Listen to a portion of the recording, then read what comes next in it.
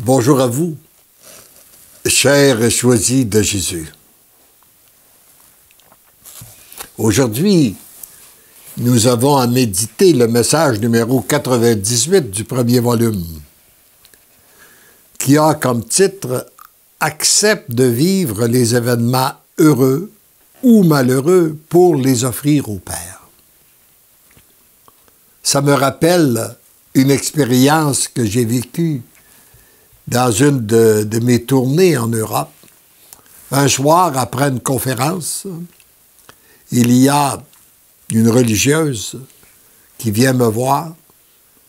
Je la vois tout angoissée et elle me dit « Priez pour que le Seigneur guérisse mon cancer. J'ai un cancer au sein et ça m'inquiète beaucoup. » Et moi, je me sens audacieux. Je venais de donner la conférence. Je vois que c'est une religieuse et je me surprends à la regarder dans les yeux et à lui répondre « Non, moi, je ne prierai pas pour que le Seigneur guérisse votre cancer. Mais je vais prier pour que vous ayez la grâce de donner votre oui au Seigneur et de vivre pleinement la situation à chaque jour, la situation qui est la vôtre présentement. Et si le Seigneur veut guérir votre cancer, il le guérira. Ce qui est important, c'est que vous ayez la paix, la joie dans votre cœur. » Et je me dis, en la quittant, j'ai bien l'impression que je vais avoir perdu une amie. Et à ma grande surprise, elle me revient 1 an plus tard pour suivre une retraite que je donnais.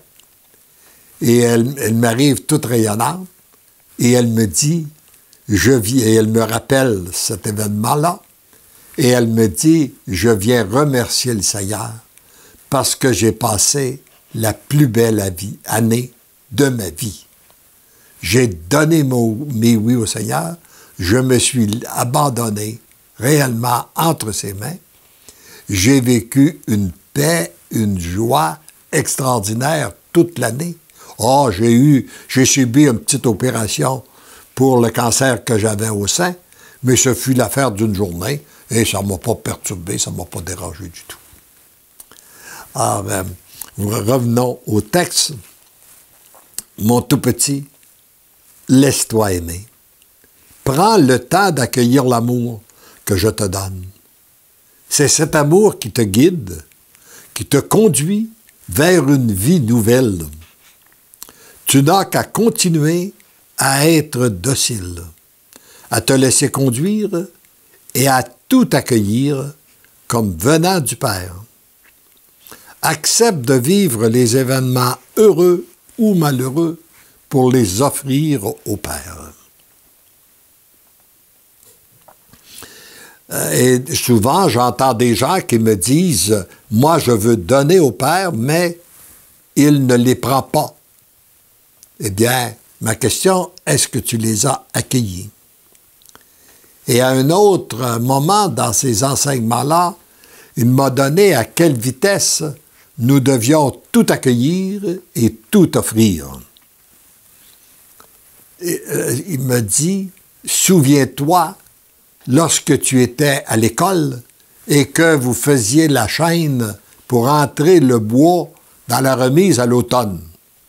La bûche de bois, aussitôt arrivée, aussitôt donnée, aussitôt arrivée, aussitôt donnée.